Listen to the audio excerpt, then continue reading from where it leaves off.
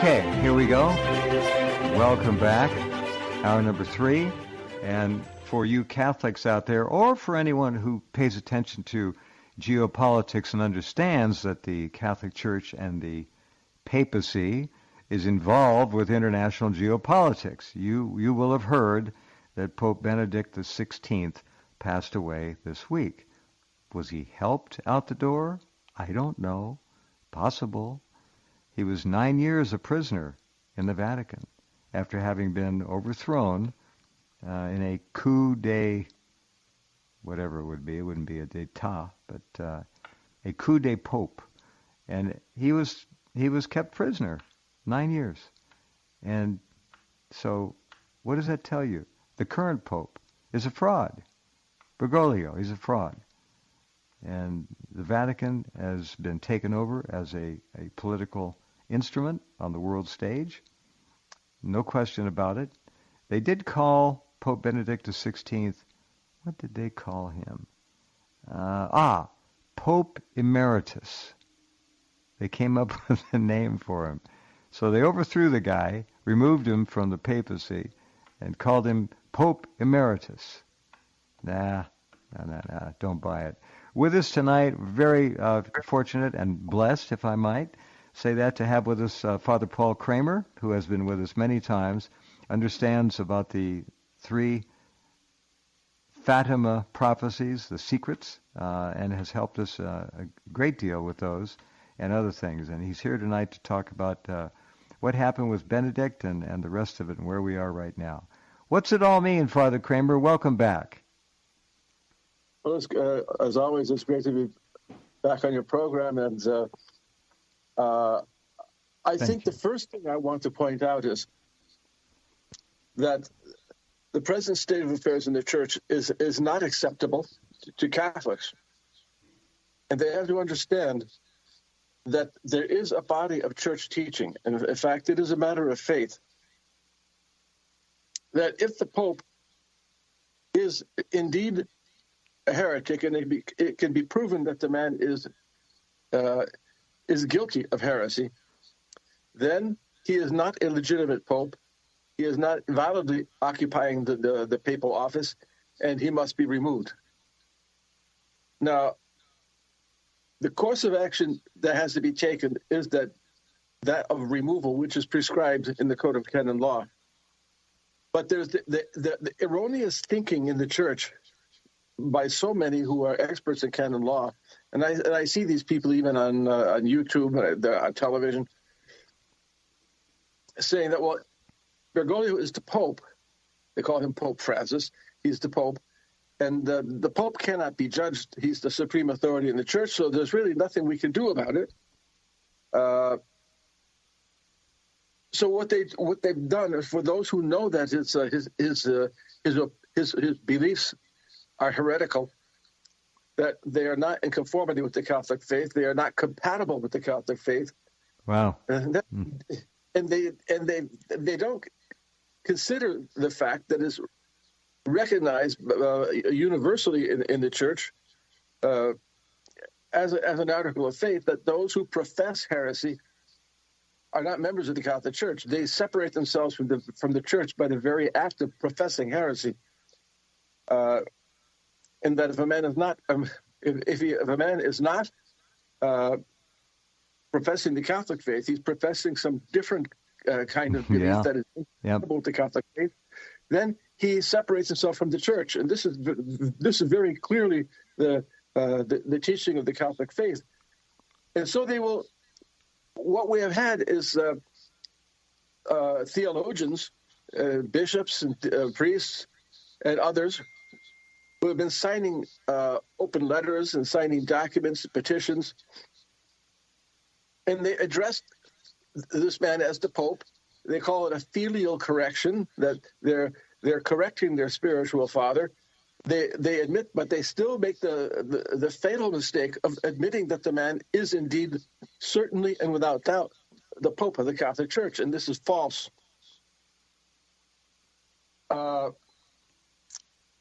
So this is an act of defeatism, and they are not. It is unconscious defeatism, But it is an act of defeatism to address this man as the Pope, as their spiritual father, and that they are correcting him.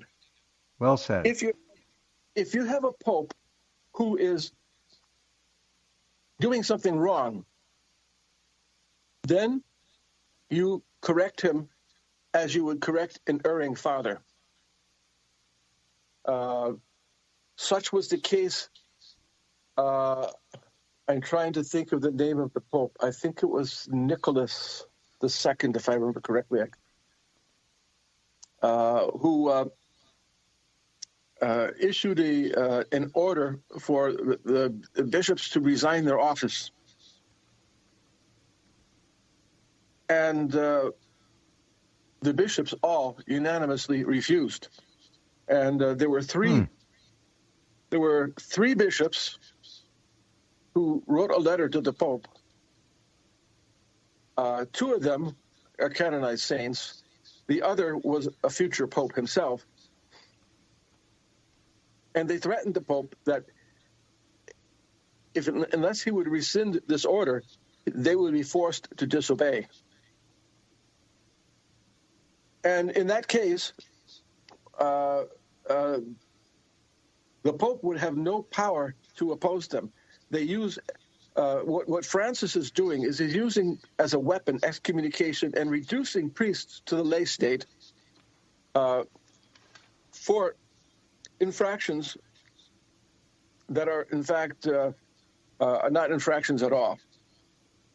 Those who uphold the faith against the heresies of Bergoglio are being excommunicated, reduced to the lay state, being declared heretics, while Francis is receiving pro-abortion activists as honored guests in the Vatican. Honored guests. Wow. Yeah, he approved the act of and confirmed with his so-called papal act the laicization of the most visible and vocal opponent of abortion, Father Frank Pavone. And the decree of laicization, reducing this man supposedly to the lay state, they refer to him as Mr. Pavone. Of course, Father Pavone is having none of it. He refuses to acknowledge and rightly he refuses to acknowledge the validity of such an order, because there is a doctrinally founded canonical tradition in the Church, because it's founded on a doctrine. This affects the validity of such decrees, that not even the Pope has the power to use reduction to the lay state, what they used to call in canon law degradation, to reduce them to reduction of rank. This could only be done for the most serious of crimes. And unless a man is guilty of a crime that merits being reduced, being thrown out of the priesthood, out of the ranks of the clergy, to be more precise, right? It is not validly. It is not a valid decree. The priesthood is instituted by Christ. That men are called by God to the priestly vocation. And as St. Robert Bellarmine says, that even if a valid pope would be taking actions that would destroy the Church, it is legitimate to oppose him, to resist. That is, to take active measures to resist such a pope. And in such a case, that pope has no power to retaliate against those who act justly and rightly against him. It is the Apostle Paul who taught, and very explicitly, that he has the authority from God, but that authority is to build up the Church, not to destroy. for those who are upholding the law of God, and if the Pope is opposing the law of God, the Pope has no legitimate power to retaliate against priests in such matters. Now, that's if there is a true Pope. But if there is a false Pope, if there is a heretic, then he is simply to be removed. Now, most Catholics seem to be unaware of the fact that there is a body of teaching which is an infallible teaching of the Church. It is the universal and ordinary magisterium of the Church, which teaches very definitively that if the Pope is a heretic, he is not a legitimate Pope. Pope Pius IX thought that what is unanimously taught by theologians in matters of faith pertains to that universal magisterium of the Church as a matter of faith. So we're dealing with matters of faith. This is not a mere matter of theological opinion. Catholics must believe this. One of the great theologians of the 17th century, John of St. Thomas, who researched the point, explained that it is unanimously held by theologians, unanimously taught by theologians, right, that if the Pope is a heretic, he is to be judged by the Church. That qualifies this already as a matter of faith. It was Pope Pope Innocent III. Pope Innocent III. Mm-hmm. He was not expressing this as an opinion in a book, but as Pope, he was preaching the doctrine, specifically speaking on the doctrine of the removal of a heretic Pope. He explained that the Roman Pontiff, the Pope of the Catholic Church, cannot be judged by anyone. His only judge is God, except if he were, to use his own phrase, if he were to wither away into heresy. Then he is already judged by God. And in that case, he can be judged by men. Or rather, he says, he can be shown to be already judged. And he uses the phraseology he uses, that he is simply to be cast out and to be trampled underfoot by men. Huh. And he explained what he means by these terms, that he is to be deposed, he is to be removed, and he is to be despised, rejected by the people. Mm-hmm. And the reason he gives is because the heretic is an alien. A heretic, if a man is a heretic, he doesn't belong to the Church. He's outside of the Church. And therefore, heretics are aliens, and they are to be shunned. And that's why, if a Pope were to be a heretic, he would already be rejected by God as Pope. And therefore, he is simply to be removed from office. This is the basis of the teaching of the great doctors of the Church, St. Robert Bellarmine, St. Alphonsus Liguori, both of them who teach that by the very act of heresy itself, a Pope, even if he were a legitimate Pope, if he were to become a heretic, could be visibly seen to be a heretic, he would simply be judged by the Church. He needs to be judged by the Church and removed, because by that very act, he would ipso facto, by the act itself of heresy, he would become a heretic. Now, there have been rulings of the popes in past centuries regarding papal heresy. They are quoted by St. Robert Bellarmine, going all the way back to Pope St. Anacletus, and you find an act of Pope Symmachus, where it is stated by the Pope as a canonical ruling of the Church that the Pope can be judged by no one except for heresy. In the case of heresy, he can be judged by the Church. Interesting.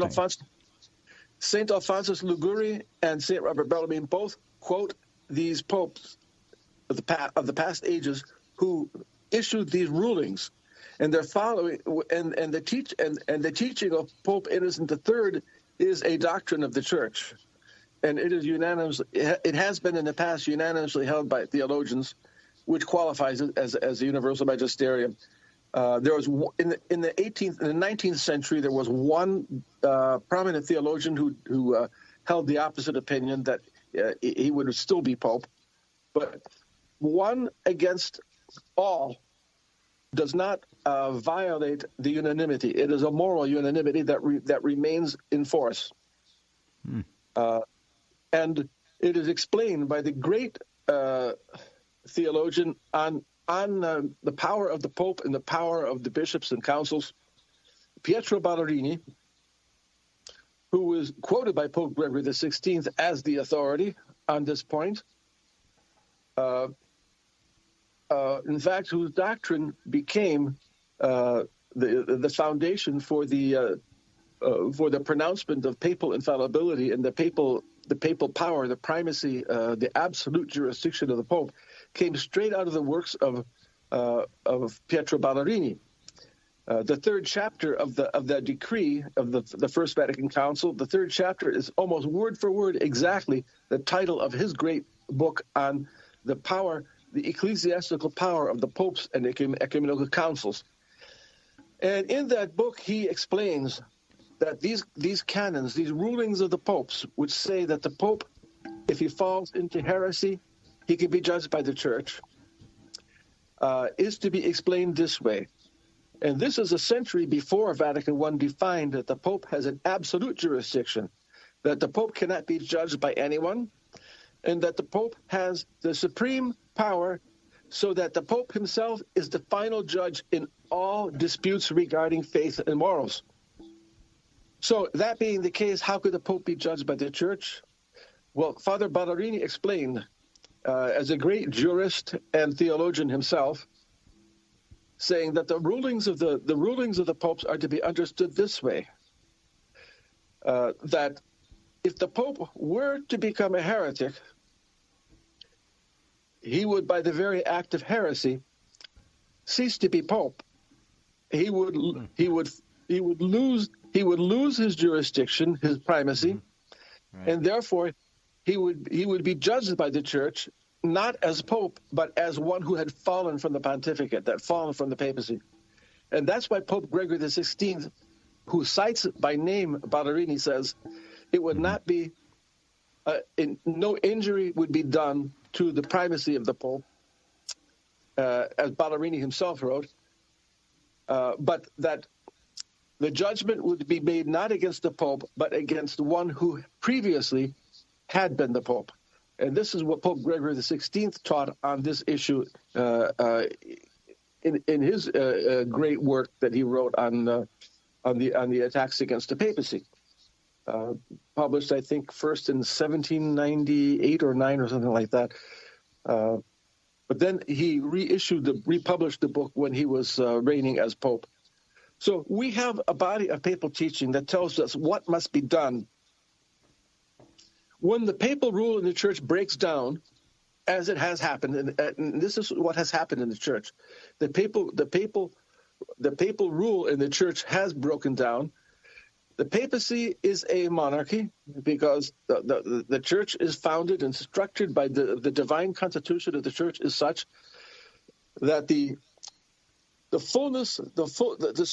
supreme power, the total fullness of supreme power, to use the dogmatic definition of Vatican I, right. The total fullness of supreme power resides in the papacy.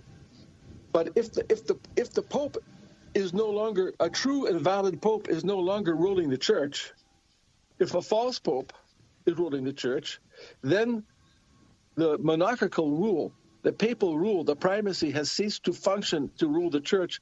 And then Pope Gregory XVI says, in that case, the church must revert temporarily to a more primitive form of rule, which is by the Universal College of Bishops. And an ecumenical council would have to be convened to elect a new pope. They would have to issue a decree that the man is not the pope. And it would be a council that would be able to elect a new pope. Is there the kind of energy in the Vatican at this point in time to come together and do something like this? Is that commitment there? Or have we been given a bunch of ringers who will go along with the fake Pope and not contest it? You just said it perfectly. That's the situation we have now. This is a parallel time to what earlier in the church had been the situation under the Arian heresy, when all of the bishops seemed to be suffering from some kind of a blindness, to use the words of St. Vincent of Lerins, that they suffered some sort of a form of blindness where they fell under the power of the Arians, who denied the divinity of Jesus Christ. And the Catholic Church, of course, professes the divinity of Christ, and yet the Roman Church was completely infected to the extent that the bishops were either falling into that heresy or were going along with it and compromising with it as if it was no big deal. And this is a situation we have now in the church, but it's not just on one point of dogma. It is the present heresy that is dominating the Roman Church. Already in the early days of the last century, Pope St. Pius X referred to it as the synthesis of all heresies. It is fundamentally a denial of the very principles of dogmatic faith in divine revelation.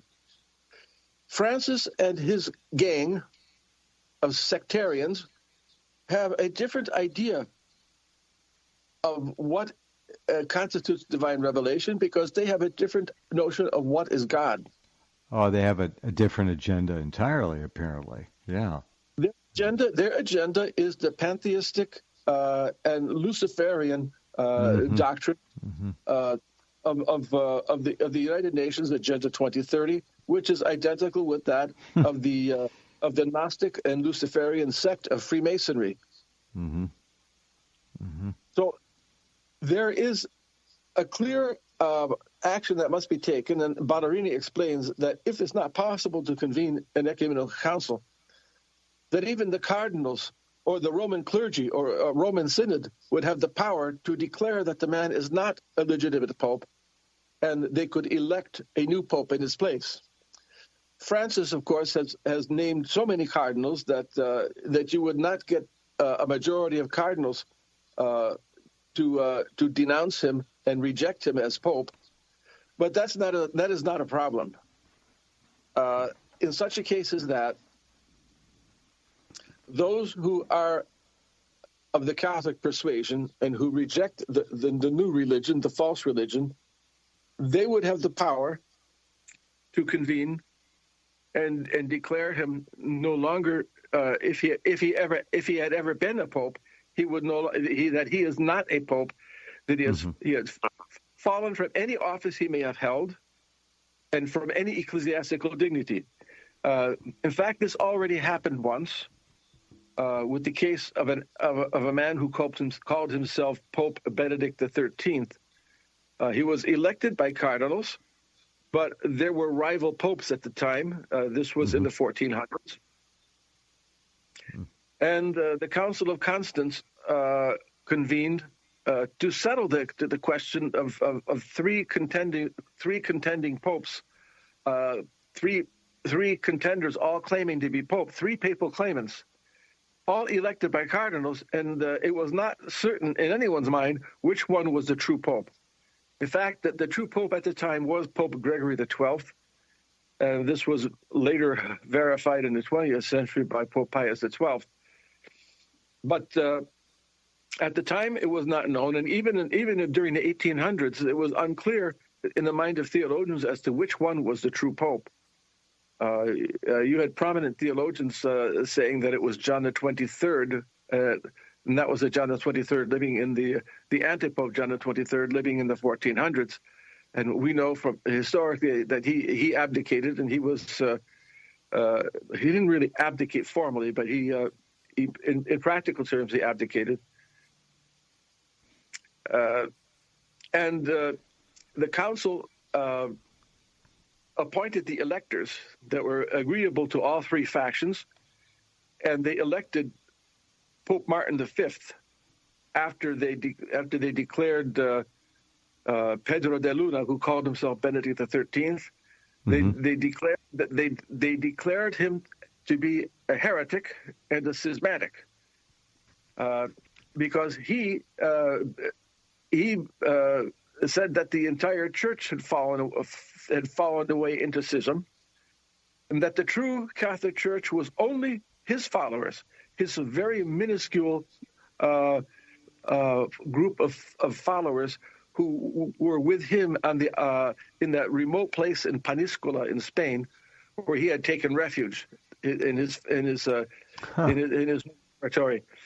And he said, "This is Noah's Ark. This is and outside of the ark, there's no salvation." Another attempted overthrow, obviously.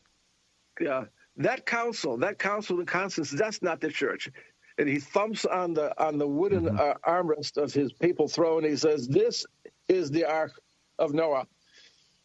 And he was given warning that this is contrary to the dogma of faith, that the church is universal. The church, that's what Catholic means. It is universal. And those who do not have the faith of the universal church are outside of the church. They're heretics. And they said, so he was given official warning. He refused. And then the council pronounced the sentence of heresy against him. And that by the very act of heresy, this is in session 37 of the Council of Constance, by the very act of heresy, ipso jure, which is by the force of law itself, he automatically forfeited any office he may have held in the church and any ecclesiastical dignity. Wow. So we have a precedent.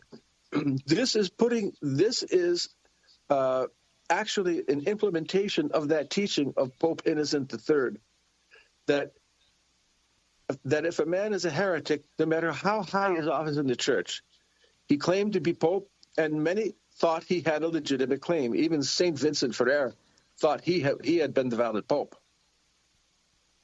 And the council declared, even if he were the Pope, by the very act of heresy, he has separated himself from the church, he has forfeited any office he may have held, and he has lost all ecclesiastical dignity. Okay.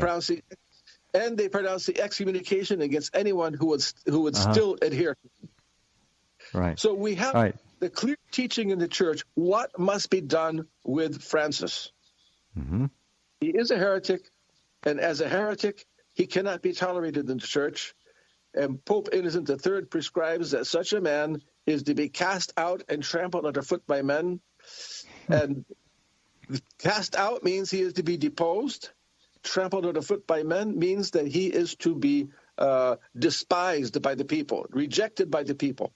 Right. This is the teaching of Pope Innocent III, and it has been the unanimous teaching of theologians, as John of St. Thomas pointed out, that even if a pope were to become a heretic, he is to be judged and condemned by the church, and he is to be judged as having fallen from the pontificate.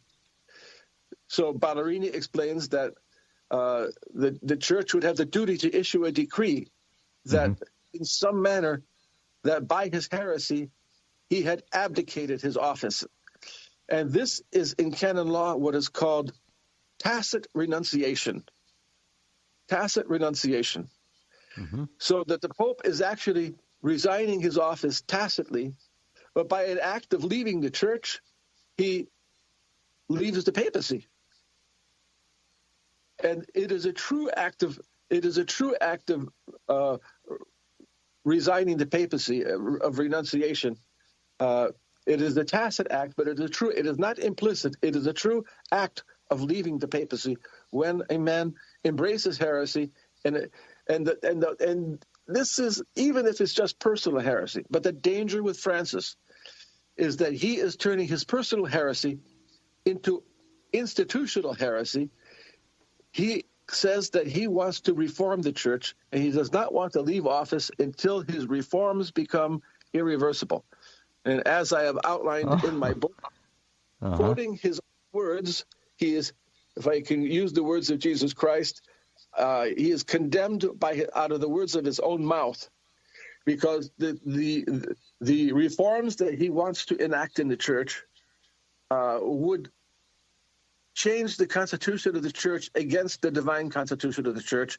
It would create a different church.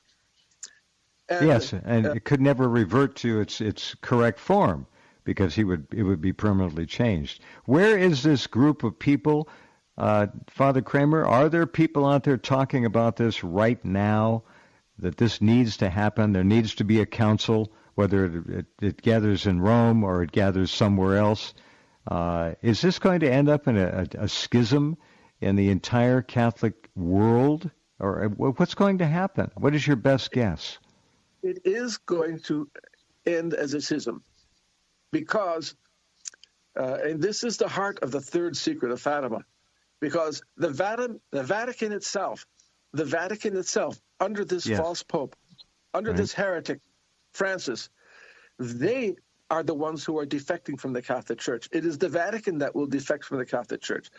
The Vatican will become the headquarters of the false counterfeit church under a false pope.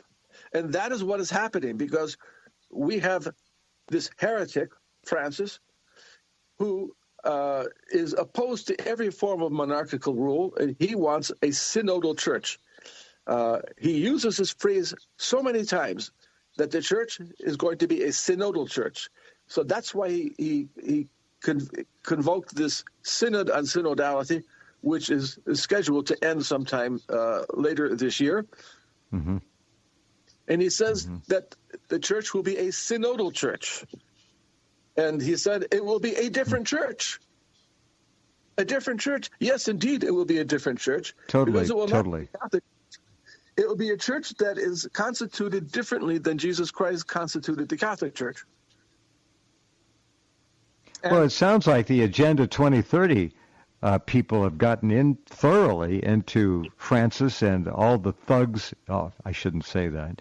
All the people he has appointed to go right along with him. It sounds more like a Bolshevik communist than a pope, this guy. Well, there's evidence that it was Hillary Clinton and Barack Obama whose hand was behind what you called correctly a coup d'état. The Vatican is a state. The Vatican is a state. Yes. And it was their intervention and that of others, the financial powers of the world, who couldn't tolerate Benedict as pope. They didn't want Pope Ratzinger, and so that they used coercive means to the extent that Pope Benedict, when he was interviewed by Peter Zewald, when he spoke about his renunciation, supposed resignation, but it was his renunciation of his ministry, that he said that the pressures were so great that he even used the term Antichrist, that he was up against the forces of Antichrist. Wow. That the pressures were so great that it would have killed him if he had resisted any longer and remained active in his papal ministry. And that he said I would have died. I would have died anyways, and my pontificate would have ended. So that's a remarkable thing. I didn't know about this. That he said that out loud. He said that it's in his it's in his biography written by Peter Zewald. Right. Benedict der 16. Ein Leben. That's the title of the book in German. Benedict XVI, his life. And in the interview with the author of the book, Zewald, Benedict actually explained this in the interview, and in my book, in my second volume, The Case Against Bergoglio, I quote verbatim. I give both my English translation and I give the original German in the footnote of Benedict saying this, that is why he renounced his ministry, because of these pressures that were put on him. Wow. And here we have actually Hillary Clinton involved again, and Obama, two of the phoniest of all time American alleged politicians. They're crooks, criminals. That's what most people think of them. And they're involved with absolutely overthrowing the pontiff, the Pope, the legitimate Pope. That's a new high water mark for evil. I've not heard this before. That's extraordinary. So now you have a so-called Pope who is entirely promoting the Agenda 2030 of the United Nations, which is the agenda of this sect of Freemasonry. Sure. Yeah. So much so that when Archbishop Carlo Maria Vigano was asked in a letter from a cloistered nun, if Jesus Christ would come down to earth today, would he recognize his church? And the Archbishop says, yes, he would recognize his church, but not in the sect that occupies the Vatican. And that is very correct, because it is a sect. It is a Luciferian sect of Freemasonry. They who are Gnostics, Luciferians, devil worshippers, they are the ones now who have a stranglehold on power. They are the ones who usurp the power in the Vatican. Uh-huh. The Church prescribes that when a heretic, who is the ringleader of this group, Francis, gain power in the Church, that they are simply to be removed. They are to be cast out. You don't address them with the respect of the papal office, making filial corrections. Dear Holy Father, we beg to differ with you, but we think what you teach is heresy, and we know this is heresy, but since you're the Pope, we can't judge you. No, that's false. That's defeatism.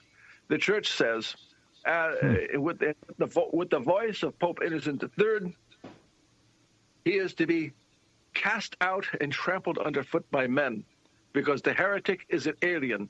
He doesn't belong to the Church. He is to be simply cast. Yeah, it's. I hope. I don't mean to interrupt, but there must be some organization and action must be taken. This is getting to be too serious. The tenets of Agenda 2030, the tenets of world global Bolshevik Marxist communism, in my view, I'm not speaking for anyone but myself, are clearly being pushed by this imposter. He's a criminal. The Church is in dire condition right now. Are there men and women enough to bring action as it should be brought against this fraud? There are some cardinals. Some names were mentioned to me. It was in private discussions. Yes. Where two of the cardinals expressed their doubts about this man being a true pope. Mm-hmm. And there are cardinals who have, in private, expressed their belief up until recently that Benedict was a true pope and not Francis. The reason why they are not speaking out at the time, at that time and now is they would be themselves be singled out and neutralized if they were to act individually or as a small group. So they are waiting for the time when Francis will cross that red line that will be visible to the Catholic hierarchy. I mean, those of the bishops in the Church who still have the Catholic faith.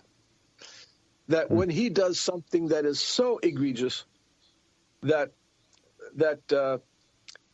anyone who has an ounce of common sense will see that this man is an alien he is not a member of the Catholic Church.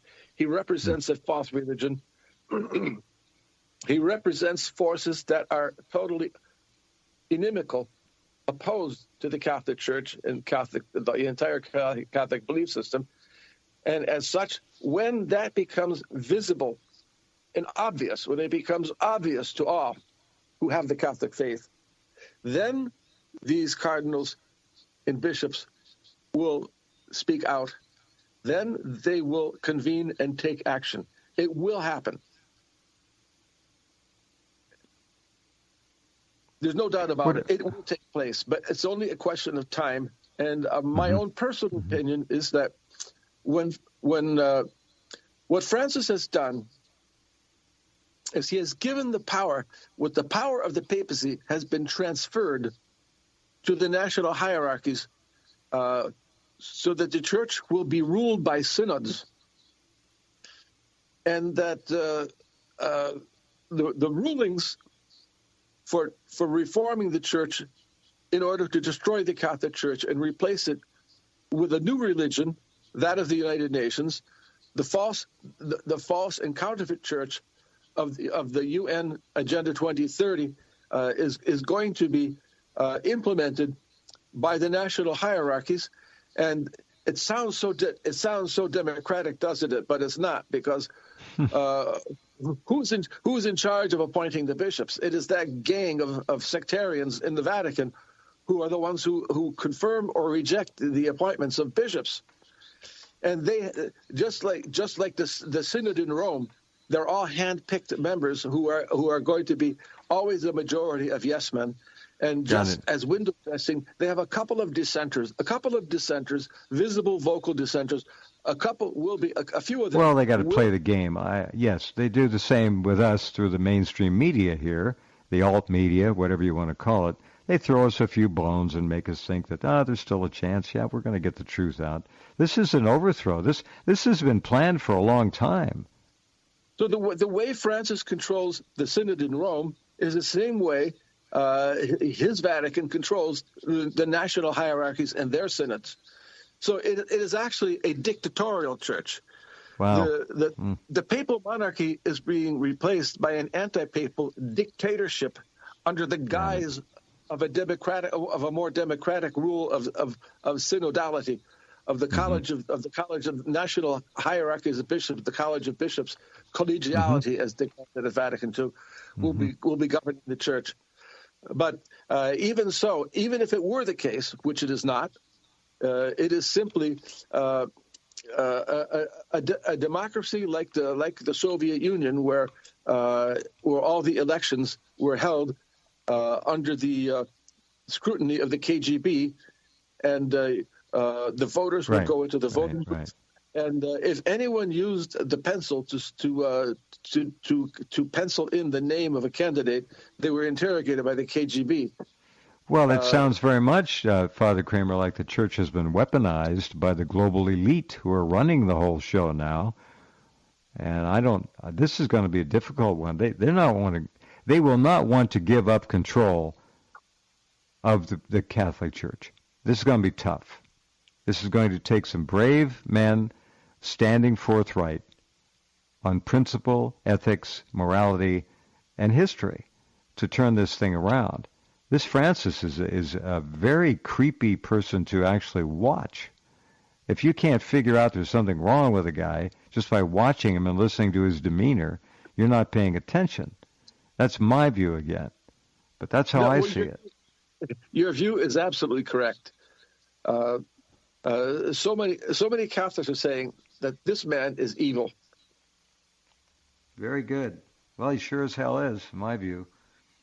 And when it becomes obvious that he is opposed to the Catholic Church, that he is actually an enemy of the Catholic Church, when his reforms will be such that the Vatican will rubber stamp what the so-called synods, the national hierarchies will approve of false rituals and rites, of sacraments and of the Mass. And when they have a false Mass, especially when they decree a false and illegitimate Mass, which would be a counterfeit Mass of a counterfeit church, that is finally when they will have crossed the line.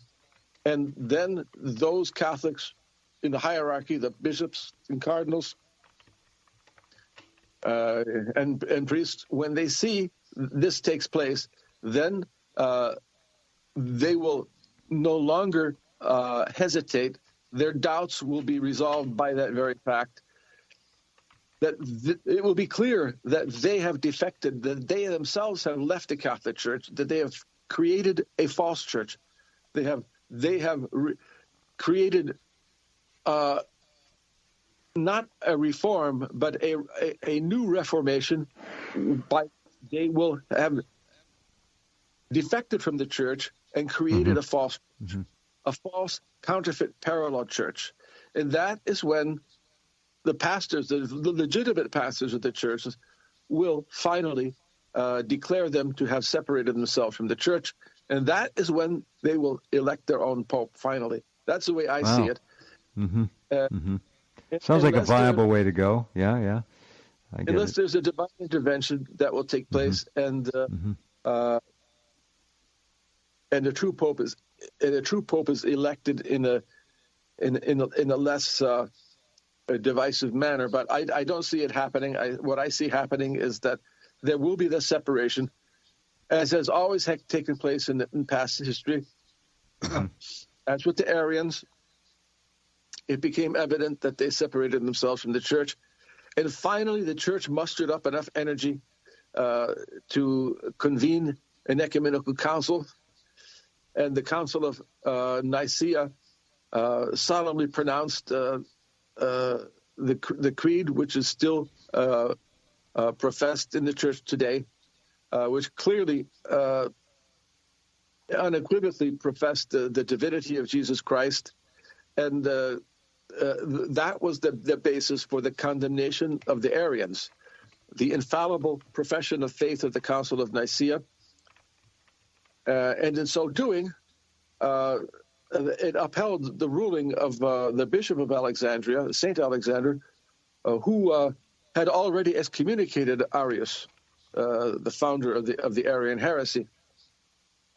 And with that, that clear line of demarcation between the Catholic faith and the heresy was established.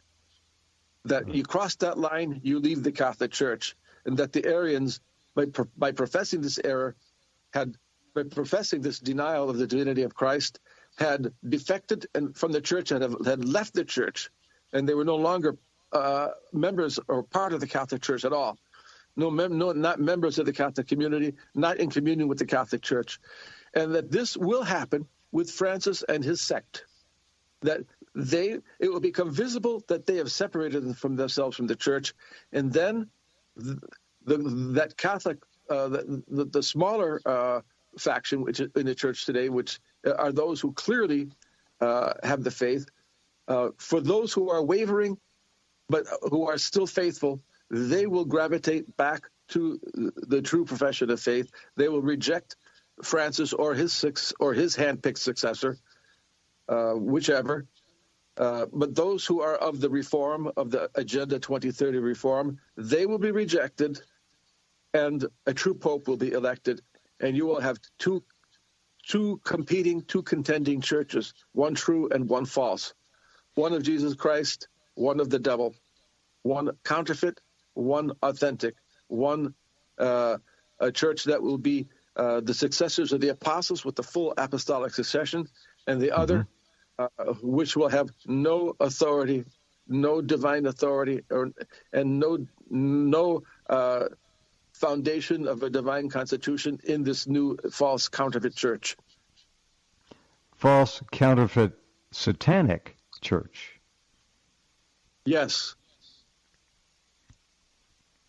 Wow, these are pretty wild times. Anything expected in the very near? We only have about a minute left. In the very near future, how did Bergoglio handle this? The death of Benedict, in your view? He's a slick operator, and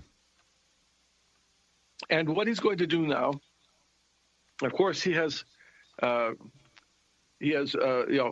pious sounding words that he can speak about talks cheap. Talks cheap. Yes. Yeah. But there were times, and it's been reported, those around Francis and Benedict heard them in private discussions where even in very recent years, that Benedict was not at all pleased with the changes that were being enacted by Francis, and that Benedict even raised his voice. And as you know, it was difficult for him to raise his voice. He spoke in sometimes mostly in just barely audibly, more than a whisper. Right. But it got to he was so incensed that he raised his voice in private discussions against what Francis was doing to the church. Yeah. Well, bravo to hear that. His personal secretary, Archbishop Gainswein, even came out and said that it broke Benedict's heart that Francis had issued the decree effectively forbidding the traditional Latin Mass of the Church, which of course he has no power. No power to do. No. A pope has no power to do that. No, I wouldn't think so. Again, this is the 39th session of the Council of Constance, which declares that the Pope's powers are so great that it must be delineated what are the things that the Pope can do and what are beyond his power. And what is declared infallibly by the Church that is beyond the power of the Pope is that he cannot abolish the liturgy, that he is bound. Got it. To use language, he is bound to the traditional rite. The Pope is bound to the traditional rite. Okay. All right. We have to close for this time.